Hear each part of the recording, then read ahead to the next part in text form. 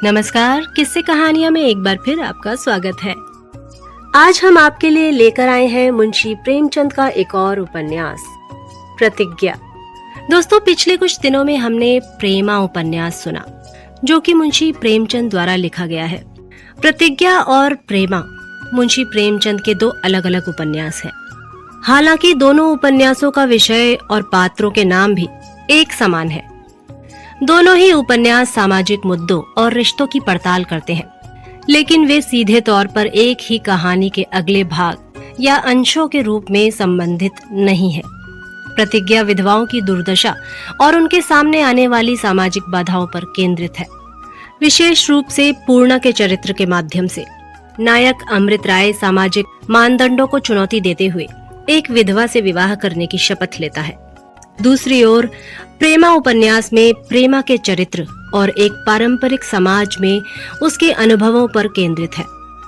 तो चलिए सुनते हैं मुंशी प्रेमचंद द्वारा लिखे उपन्यास प्रतिज्ञा का अध्याय 1। काशी के आर्य मंदिर में पंडित अमरनाथ का व्याख्यान हो रहा था। श्रोता लोग मंत्रमुग्ध से बैठे सुन रहे थे। प्रोफेसर दान नाथ ने आगे खिसककर अपने मित्र बाबू अमृत राय के कान में कहा, रटी हुई स्पीच है। अमृत राय स्पीच सुनने में तल्लीन थे, कुछ जवाब न दिया। दान नाथ ने फिर कहा, साफ रटी हुई मालूम होती है, बैठना व्यर्थ है, टेनिस का समय निकला जा रहा है। अमृत राय ने फिर भी कुछ जवाब न दिया। एक क्षण के बाद दान नाथ ने फिर कहा, भाई मैं तो जाता हूं। अमृत राय ने उनकी तरफ देखे बिना ही कहा, जाइए। दाननाथ बोले, तुम कब तक बैठे रहोगे? अमृत राय ने कहा, मैं तो सारी स्पीच सुनकर जाऊंगा। दाननाथ बोले, बस हो निरे बुद्धू, अरे स्पीच में है क्या, रट कर सुना रहा है। अमृत राय ने कहा, तो आप जाइए ना, मैं आपको रोकता तो नहीं। दाननाथ बोले, अजी घंटों बोलेगा, रांड का चरखा है या स्पीच है। अमृत राय ने कहा, सुनने दो, क्या बकबक कर रहे हो, तुम्हें जाना है जाओ, मैं सारी स्पीच सुनकर ही आऊंगा। दाननाथ बोले, पछताओगे, आज प्रेमा भी खेल में आएगी। अमृत राय ने कहा, तो तुम उससे मेरी तरफ से क्षमा मांग लेना। दाननाथ ने कहा, मुझे क्या गरज पड़ी है जो आपकी तरफ से क्षमा मांगता फिरूं। अमृत राय ने कहा, अच्छा ना मांगना, किसी तरह पिंड भी छोड़ो। दाननाथ इतनी आसानी से छोड़ने वाले आदमी न थे। घड़ी निकाल कर देखी, पहलू बदला और अमरनाथ की ओर देखने लगे। उनका ध्यान व्याख्यान पर नहीं, पंडित जी की दाढ़ी पर था। उसके हिलने में उन्हें बड़ा आनंद आया। बोलने का मर्ज था। ऐसा मनोरंजक दृश्य देखकर वह चुप कैसे रह सकते। अमृत राय का हाथ दबाकर कहा, आपकी दाढ़ी कितनी सफाई से हिल रही है, जी चाहता है नोच कर रख लूं। अमृत राय बोले, तुम बड़े अभागे हो जो ऐसे सुंदर व्याख्यान का आनंद नहीं उठा सकते। अमरनाथ जी ने कहा, मैं आपके सामने व्याख्यान देने नहीं आया हूं। दाननाथ धीरे से बोले, और क्या आप घास खोदने आए हैं? अमरनाथ जी ने कहा, बातें बहुत हो चुकी, अब काम करने का समय है। दाननाथ धीरे से बोले, जब आपकी जबान काबू में रहे। अमरनाथ बोले, आप लोगों में जिन महाशयों को पत्नी वियोग हो चुका है, कृपया हाथ उठाएं। दाननाथ बोले, ओफो, यहां तो सब रंडुए ही रंडुए बैठे हैं। अमरनाथ बोले, आप लोगों में कितने महाशय ऐसे हैं जो वैधव्य की भंवर में पड़ी हुई अबलाओं के साथ अपने कर्तव्य का पालन करने का साहस रखते हैं, कृपया वे हाथ उठाए रहे। अरे यह क्या, कहां तो चारों तरफ हाथ ही हाथ दिख पड़ते थे, कहां अब एक भी हाथ नजर नहीं आता। हमारा युवक समाज इतना कर्तव्य शून्य, इतना साहसहीन है। मगर नहीं, वह देखिए, एक हाथ अभी तक उठा हुआ है, वही एक हाथ युवक मंडली के ताज की रक्षा कर रहा है। सबकी आंखें उसी तरफ फिर गई। अरे यह तो बाबू अमृत राय हैं। दाननाथ ने अमृत राय के कान में कहा, यह तुम क्या कर रहे हो, हाथ नीचे करो। अमृत राय ने दृढ़ता से उत्तर दिया, कदम आगे बढ़ाकर फिर पीछे नहीं हटा सकता। वक्ता ने कहा, इतनी बड़ी सभा में केवल एक हाथ उठा देखता हूँ। क्या इतनी बड़ी सभा में केवल एक ही हृदय है और सब पाषाण हैं? अमृत राय ने दाननाथ के कान में कहा, तुम क्यों हाथ नहीं उठाते? दाननाथ बोले, मुझ में नक्कू बनने का साहस नहीं है। अमरनाथ बोले, अभी तक कोई दूसरा हाथ नहीं उठा। जैसी आपकी इच्छा, मैं किसी को मजबूर नहीं करता। हाँ, इतनी प्रार्थना करता हूं कि इन बातों को भूल ना जाइएगा। बाबू अमृत राय को मैं उनके साहस पर बधाई देता हूं। सभा विसर्जित हो गई। लोग अपने अपने घर चले। पंडित अमरनाथ भी विदा हुए। केवल एक मनुष्य अभी तक सिर झुकाए सभा भवन में बैठा हुआ था। यह बाबू अमृत राय थे। दाननाथ ने 1 मिनट तक बाहर खड़े होकर उनका इंतजार किया, तब भवन में जाकर बोले, अरे तो चलोगे या यहीं बैठे रहोगे? अमृत राय ने चौंक कर कहा, हाँ चलो। दोनों मित्र आकर टमटम पर बैठे। टमटम चली। दाननाथ के पेट में चूहे दौड़ रहे थे। बोले, आज तुम्हें यह क्या सूझी? अमृत राय बोले, वही जो तुम्हें नहीं सूझी। दाननाथ बोले, प्रेमा सुनेगी तो क्या कहेगी? अमृत राय ने कहा, खुश होगी। कम से कम उसे खुश होना चाहिए। अपने मित्रों को कर्तव्य के आगे सिर झुकाते देखकर कौन खुश नहीं होता? दाननाथ बोले, अजी जाओ भी बातें बनाते हो। उसे तुमसे कितना प्रेम है तुम खूब जानते हो। यद्यपि अभी विवाह नहीं हुआ, लेकिन सारा शहर जानता है कि वह तुम्हारी मंगेतर है। सोचो, उसे तुम कितनी बार प्रेम पत्र लिख चुके हो। 3 साल से वह तुम्हारे नाम पर बैठी हुई है। भले आदमी, ऐसा रत्न तुम्हें संसार में और कहाँ मिलेगा? अगर तुमने उससे विवाह ना किया तो तुम्हारा जीवन नष्ट हो जाएगा। तुम कर्तव्य के नाम पर जो चाहे करो, पर उसे अपने हृदय से नहीं निकाल सकते। अमृत राय बोले, यह मैं खूब समझ रहा हूं भाई, लेकिन अब मेरा मन कह रहा है कि मुझे उससे विवाह करने का अधिकार नहीं है। पंडित अमरनाथ की बात मेरे दिल में बैठ गई है। दाननाथ ने अमरनाथ का नाम आते ही नाक सिकोड़ कर कहा, क्या कहना है, वाह! रटकर एक व्याख्यान दे दिया और तुम लट्टू हो गए। वह बेचारे समाज की खाक व्यवस्था करेंगे। यह अच्छा सिद्धांत है कि जिसकी पहली स्त्री मर गई हो वह विधवा से विवाह करे। अमृत राय बोले, न्याय तो यही कहता है। दाननाथ बोले, बस तुम्हारे न्याय पथ पर चलने से ही तो सारे संसार का उद्धार हो जाएगा। तुम अकेले कुछ नहीं कर सकते। हाँ, नक्कू बन सकते हो। अमृत राय ने दाननाथ को सगर्व नेत्रों से देखकर कहा, आदमी अकेला भी बहुत कुछ कर सकता है। अकेले आदमियों ने ही आदि से विचारों में क्रांति पैदा की है। अकेले आदमियों के कृत्यों से सारा इतिहास भरा पड़ा है। गौतम बुद्ध कौन था? वह अकेला अपने विचारों का प्रचार करने निकला था और उसके जीवन काल ही में आधी दुनिया उसके चरणों पर सिर रख चुकी थी। अकेले आदमियों से राष्ट्रों के नाम चल रहे हैं। राष्ट्रों का अंत हो गया, आज उनका निशान भी बाकी नहीं, मगर अकेले आदमियों के नाम अभी तक चल रहे हैं। आप जानते हैं कि प्लेटो एक अमर नाम है, लेकिन कितने आदमी ऐसे हैं जो यह जानते हैं कि वह किस देश का रहने वाला था। मैं अकेला कुछ ना कर सकूं, यह बात दूसरी है। बहुधा समूह भी कुछ नहीं कर सकता। समूह तो कभी कुछ नहीं कर सकता, लेकिन अकेला आदमी कुछ नहीं कर सकता, यह मैं ना मानूंगा। दाननाथ सरल स्वभाव के मनुष्य थे। जीवन के सरलतम मार्ग पर चलने में ही वह संतुष्ट थे।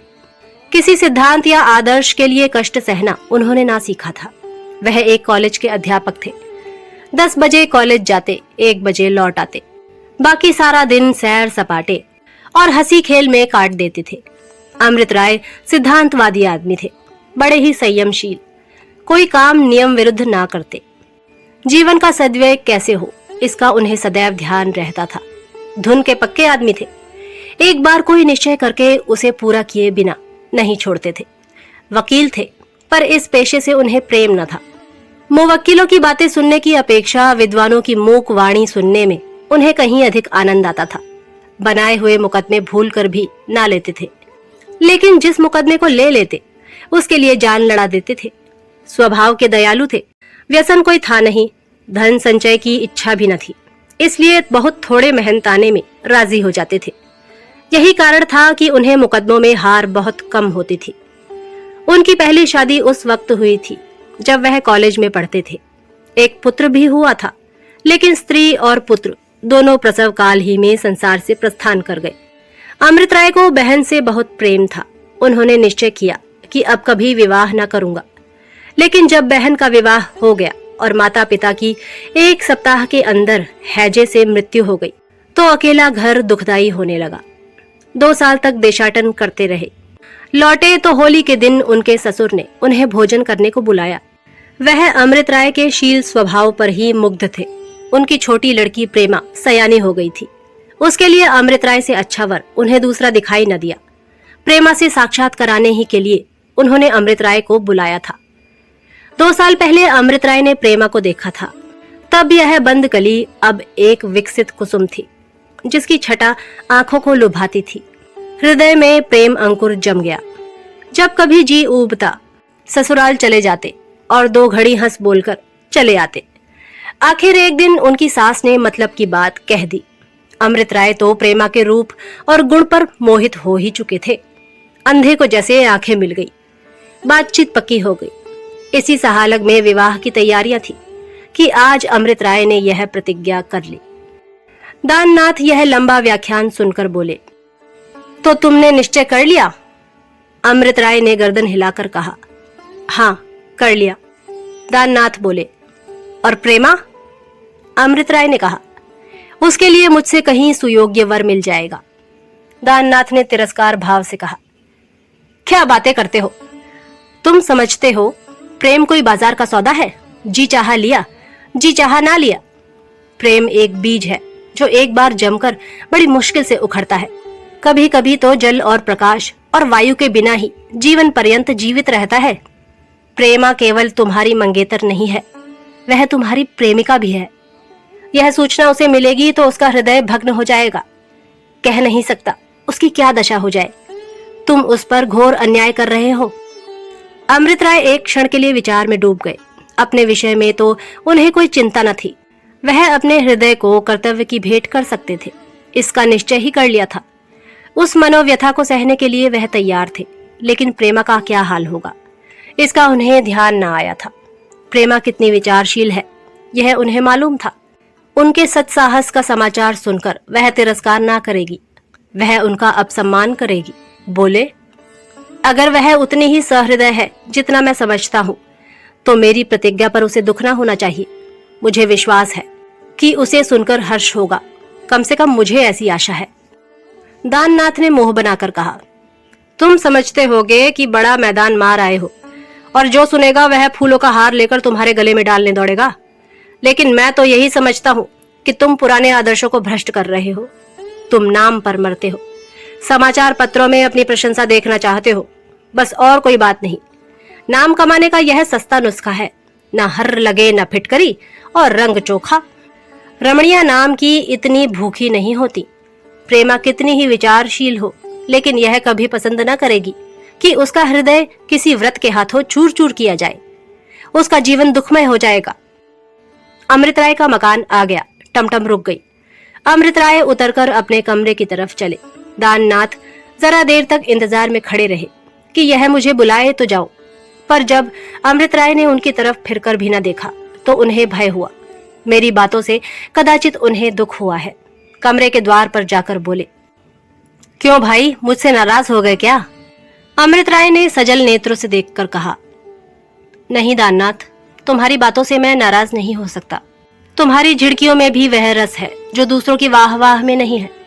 मैं जानता हूँ तुमने इस समय जो कुछ कहा केवल स्नेह भाव से कहा है। दिल में तुम खूब समझते हो कि मैं नाम का भूखा नहीं हूँ, पर कुछ काम करना चाहता हूँ। दाननाथ ने स्नेह से अमृत राय का हाथ पकड़ लिया और बोले, फिर सोच लो, ऐसा ना हो पीछे पछताना पड़े। अमृत राय ने कुर्सी पर बैठते हुए कहा, नहीं भाईजान, मुझे पछताना ना पड़ेगा, इसका मुझे पूर्ण विश्वास है।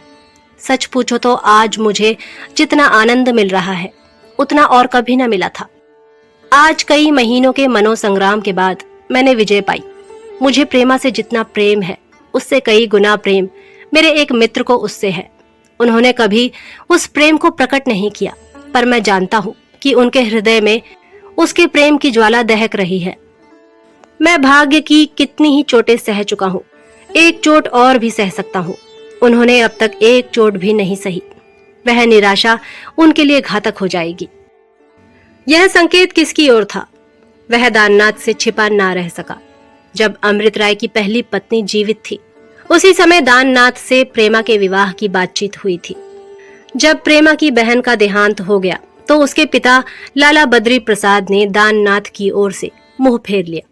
दाननाथ विद्या, धन और प्रतिष्ठा किसी बात में भी अमृत राय की बराबरी ना कर सकते थे।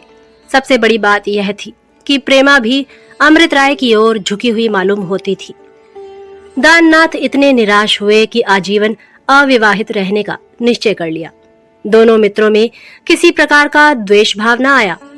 दाननाथ यों तो देखने में तो नित्य प्रसन्न चित्त रहते थे, लेकिन वास्तव में संसार से विरक्त से हो गए थे। उनका जीवन ही आनंद विहीन हो गया था। अमृत राय को अपने प्रिय मित्र की आंतरिक व्यथा देखकर दुख होता था। वह अपने चित्त को इसकी परीक्षा के लिए महीनों से तैयार कर रहे थे, किंतु प्रेमा जैसी अनुपम सुंदरी का त्याग करना आसान न था। ऐसी दशा में अमृत राय की ये बातें सुनकर दाननाथ का हृदय आशा से पुलकित हो उठा। जिस आशा को उन्होंने हृदय को चीर कर निकाल डाला था, जिसकी इस जीवन में वह कल्पना भी न कर सकते थे, जिसकी अंतिम ज्योति बहुत दिन हुए शांत हो चुकी थी, वही आशा आज उनके मर्म स्थल को चंचल करने लगी। उसके साथ ही अमृत राय के देवोपम त्याग ने उन्हें वशीभूत कर लिया। वह गदगद कंठ से बोले, क्या इसीलिए तुमने आज प्रतिज्ञा कर डाली? अगर वह मित्र तुम्हारी इस उदारता से लाभ उठाए तो मैं कहूंगा वह मित्र नहीं, शत्रु है। और यही क्या निश्चय है, इस दशा में प्रेमा का विवाह तुम्हारे उसी मित्र से हो? अमृत राय ने चिंतित होकर कहा। हाँ, यह शंका अवश्य हो सकती है, लेकिन मुझे आशा है कि मेरे मित्र इस अवसर को हाथ से ना जाने देंगे। मैं उन्हें ऐसा मंदोत्साह नहीं समझता। दाननाथ ने तिरस्कार का भाव धारण करके कहा, तुम उसे इतना नीच समझना चाहते हो, समझ लो।